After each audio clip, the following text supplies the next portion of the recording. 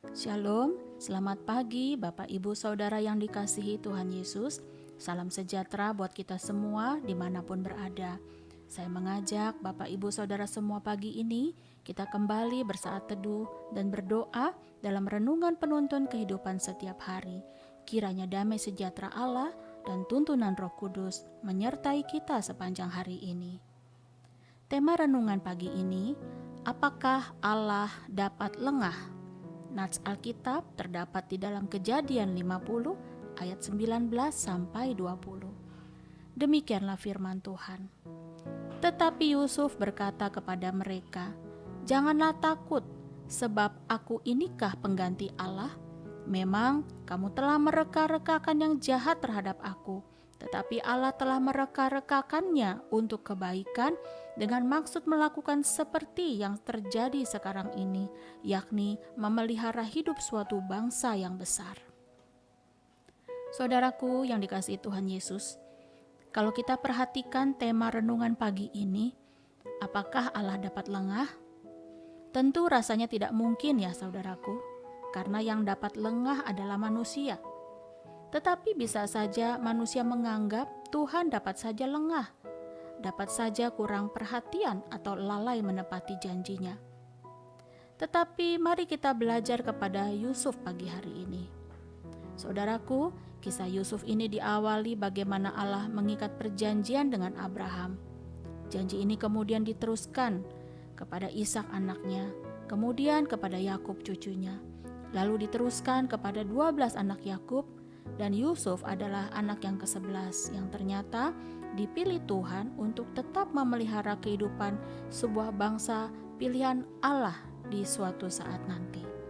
Tetapi seiring berjalannya waktu, sejak Yusuf mendapatkan 2 mimpi dari Allah dan mendapatkan perlakuan yang tidak menyenangkan, bahkan kejam dari kakak-kakaknya, Yusuf masuk dalam ujian demi ujian yang terberat dalam hidupnya. Kalau dipikir-pikir, sulit bagi kita membayangkan banyak ketidakadilan yang menimpa Yusuf. Apalagi bagi Yusuf yang merasakannya. Terlebih ia tahu bahwa Allah telah memberikan visi kepadanya dan kakak-kakaknya berusaha menghancurkan visi yang Allah berikan kepada Yusuf. Dia dijual, dijadikan budak atau pelayan di rumah Potifar, difitnah dan dijebloskan ke dalam penjara. Pikirkan saudara, Yusuf mendapatkan mimpi kepemimpinan bahwa saudara-saudaranya akan melayaninya, tetapi belum ada satu aspek pun dari janji itu yang terjadi. Yusuf juga manusia sama seperti kita. Pastinya banyak kesempatan untuk ia menyerah dalam kepercayaan kepada rencana Allah yang berdaulat. Apakah kita mengira Allah lengah kepada Yusuf ketika ia dibuang ke sumur dan dijual sebagai budak? Saudaraku, mungkin kita juga pernah mengalami perasaan yang tidak adil, perasaan diabaikan, atau merasa Allah telah melalaikan janjinya terhadap kita. Tahukah saudara, pemikiran-pemikiran semacam ini ternyata adalah ancaman buat kita, karena bukannya Allah lengah atau lalai menepati janjinya, tetapi justru cara kitalah yang bereaksi terhadap pikiran-pikiran yang keliru, sehingga kita menganggap bahwa Allah lengah atau lalai terhadap kita. Tetapi kita melihat bahwa Yusuf tetap bertahan dan tidak menyerah terhadap janji Tuhan, walaupun kita tahu Yusuf pasti berjuang dengan segenap hati dan jiwanya, yang akhirnya janji itu sungguh-sungguh digenapi dan dinyatakan. Karena Allah tetap setia kepada janjinya, seperti yang tertulis di dalam 2 Petrus 3 ayat 9, Tuhan tidak lalai menepati janjinya, sekalipun ada orang yang menganggapnya sebagai kelalaian.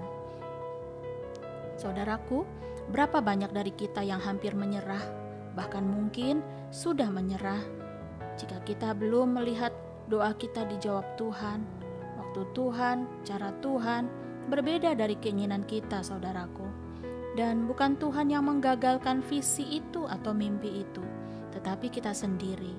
Untuk itu, marilah kita berusaha memiliki ketabahan, iman, dan ketaatan yang tidak menyerah untuk mempercayai firman-Nya, dan kita akan menuai jika kita tidak menjadi lemah.